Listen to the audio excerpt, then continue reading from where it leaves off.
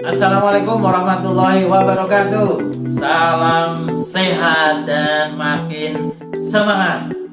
Teman-teman semuanya, apa kabar? Berjumpa lagi dengan saya, Beta Sugiarso, di channel YouTube Beta Terapi. Kali ini saya berharap bisa berbagi tentang motivasi dan terapi. Baik teman-teman semuanya, kita tentunya pernah bermain yang namanya puzzle ya. Masih ingat ya, waktu kita kecil sering beli di abang-abang yang jualan ini mainan, kita beli puzzle. Terus kita lihat, pertama kita lihat gambar puzzlenya dulu. Wah, ini menarik, misalnya gambarnya yang saya suka itu gambar-gambar mobil misalnya. Nah, terus menarik, saya beli. Nah, artinya setelah dibeli, mulai nih saya buka dan saya bongkar puzzle-nya.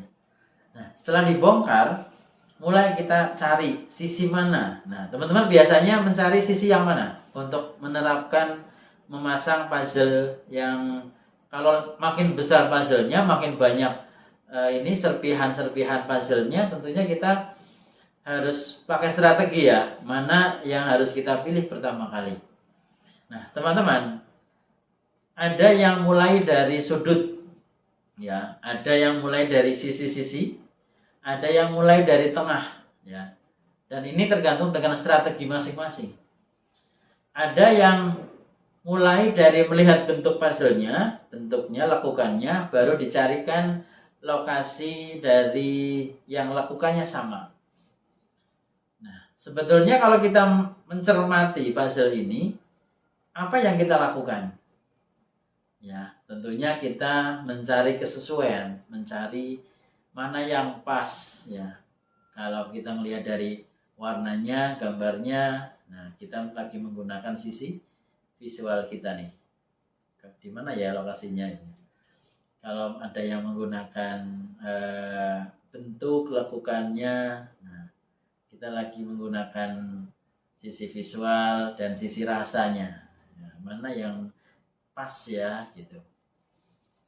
Nah, kadang juga ada yang kita mendengarkan dari teman kita, ini di sini tempatnya. Kalau kita nggak dengar dari teman, kita nggak yakin itu kita sedang menggunakan sisi auditorinya, karena kita harus diyakinkan oleh orang lain ketika dia memberikan satu usulan atau ide. Nah, itu semua adalah strategi-strategi yang bisa dilakukan ya. Kalau saya seperti itu ya, waktu kecil seperti itu. Dan sekarang pun kalau bermain puzzle, ketika ada puzzle itu ya, saya melihat dari sudut dulu. Sudutnya mana nih? Dicari sudut, gambarnya seperti apa, bentuknya seperti apa, baru saya cari. Ini semuanya tergantung teman-teman semuanya. Nah, teman-teman, bicara tentang puzzle, ya bisa jadi itu juga bisa diterapkan untuk diri kita. Pada saat kita menemukan satu problem, ya, kalau problemnya kecil, puzzle-nya tidak terlalu banyak serpihannya. Tapi kalau problemnya besar, nah puzzle-nya cukup besar dan banyak serpihannya. Ini butuh tadi strategi yang harus kita pilih. Nah, untuk menemukan strategi ini, kita kembali pada puzzle tadi. Mana yang lebih mudah untuk kita, mana yang lebih nyaman untuk kita lakukan dulu. Ya, ketika kita menemukan satu problem, ya, adanya persoalan dalam kehidupan yang tidak bisa kita hindari, karena setiap orang pasti mengalaminya. Ya, setiap orang yang berjalan, mobil yang melaju pasti mengalami jalan tidak nyaman, adanya tanjakan, adanya turunan, ya, dan berbagai hal yang lainnya. Nah, namun yang terpenting adalah bukan menghindari, namun tadi mencari strateginya. Kalau teman-teman dirasa bisa menemukan solusi terbaik, ya, dan itu nyaman, mudah dilakukan, itu yang paling cepat dilakukan dan paling memungkinkan kita melakukannya, maka seperti puzzle tadi, letakkan puzzle itu sesuai dengan bentuknya warnanya, dan posisinya.